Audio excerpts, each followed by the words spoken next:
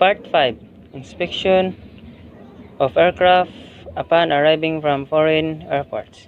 Section 29. Aircraft to be inspected. All aircraft from foreign airports are subject to quarantine inspection upon entry in any airport of the Philippines.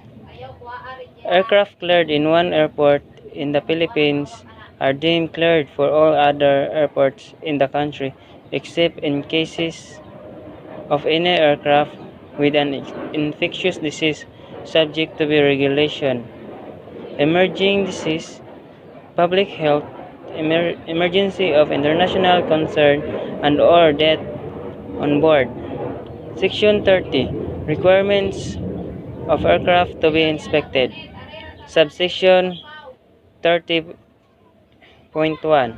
Any aircraft from foreign airport bound to the Philippines shall land first at an airport of entry, unless permission to land elsewhere is first granted by the appropriate authorities, and after such permission has been granted, the director of quarantine must immediately be notified on the time and place of arrival.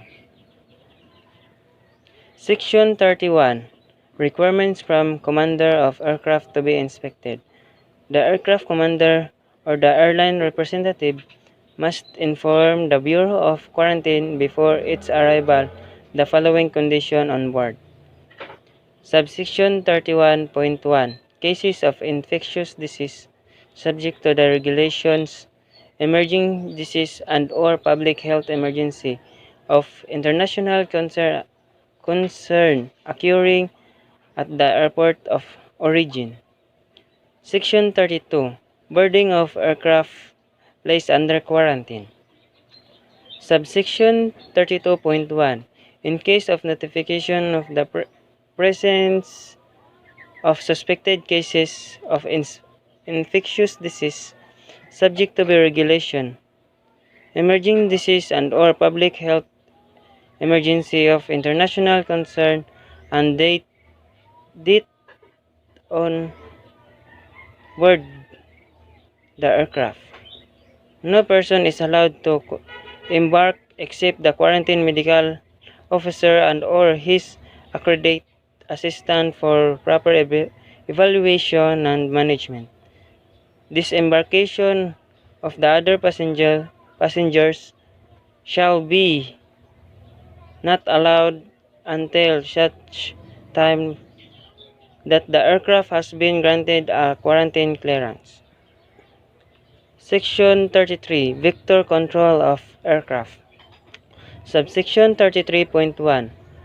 All aircraft shall be disinfected in accordance with the rules and regulations of the World Health Organization and International Civil Aviation Organization.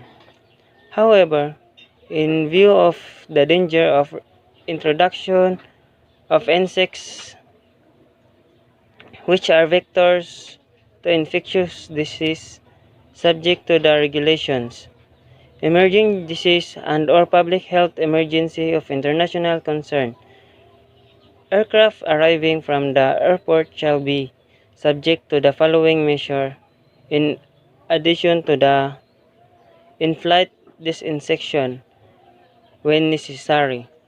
Section 34. Requirements of aircraft before departure.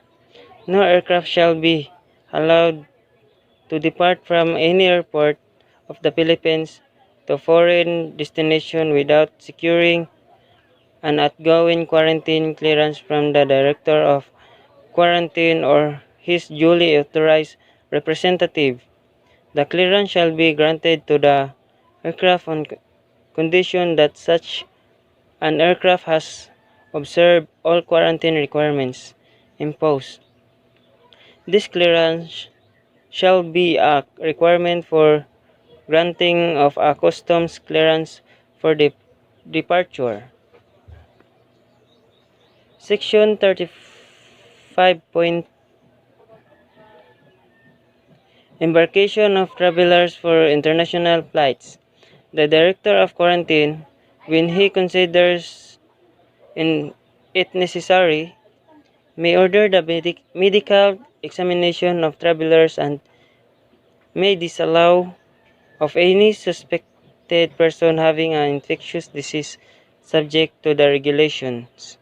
Emerging disease and or public health emergency of international concern from embarking on an international flight except in case of the transport of sick persons by a conveyance especially provided for the purpose in order to safeguard the health other passenger and crew.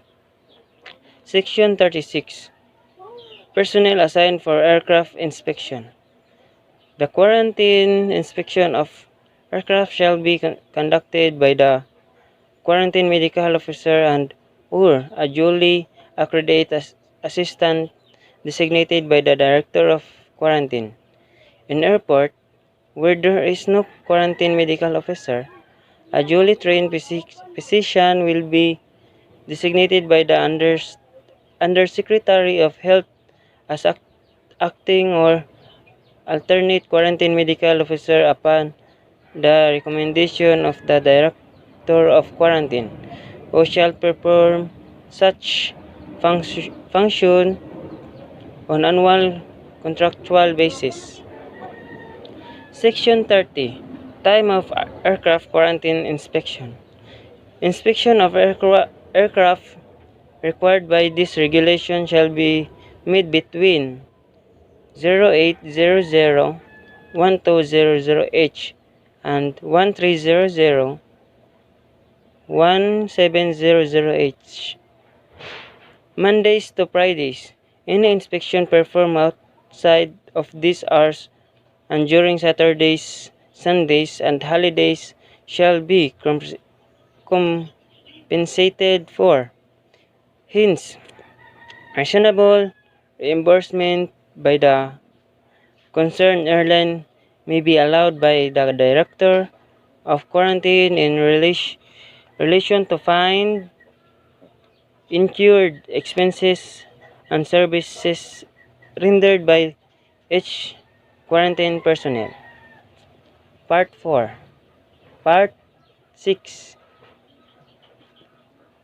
Requirements of domestic aircraft. Section 8. Aircraft to be inspected.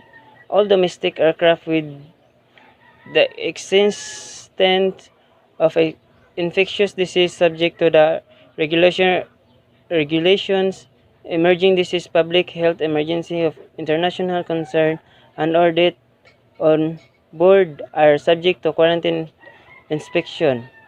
In ports where there are no quarantine officials, inspection and clearance of these aircraft will be coordinated with the local health authorities. Section 39. Requirements from the commander of the aircraft to be inspected. The aircraft commander or the airline representative must inform the Bureau of Quarantine before its arrival the following condition on board. Subsection 39.1. Cases of infection disease subject to the regulation, emerging disease and or public health emergency of international concern occurring at the airport of origin. Section 40. Immunization requirements. The Director of Quarantine may from time to time prescribe or require immunization from certain disease if in his discretion such requirements are essentials on account of varying public health condition. Section 41. Embarkation of travelers from domestic flight. The Director of Quarantine may disallow the embarkation of any suspected person having a contagious disease or of infectious disease subject to the regulation, emerging disease and or public health emergency of international concern in order to safeguard the health of the crew and the other passenger. Section 42. Personnel assigned for inspection of domestic aircraft. The quarantine inspection of domestic aircraft shall be conducted by the quarantine medical officer and or his duly accredited assistants designated by the director of quarantine. In airport where there is no quarantine medical officer, a duly trained physician will be designated by the Undersecretary of Health as acting or alternate quarantine medical officer upon the recommendation of the Director of Quarantine, and shall perform such function on an annual contractual basis. Section 43. Boarding of domestic aircraft placed under quarantine. Subsection 43.1. In case of notification of the presence of suspected cases of infectious disease, subject to the regulations, emerging disease, public health emergency of international concern and or death on board the aircraft, no person is allowed to embark except the quarantine medical officer and or his accredited assistant for proper evaluation and management. Disembarkation of the other passengers shall not be allowed until such time that the aircraft has been granted a quarantine clearance. Part 7. Detention of conveyance under quarantine. Section 44. Conveyance placed in detention. Any vessel of aircraft which the Director of Quarantine determines and considers to be infected with disease subject to the regulations, emerging disease and or public health emerging of international concern shall be detained in quarantine. Section 45. Requirements of conveyance in detention. No conveyance under quarantine is allowed to move or maneuver without the permission of the Director of Quarantine. Vessel under quarantine shall fly a yellow flag while under detention.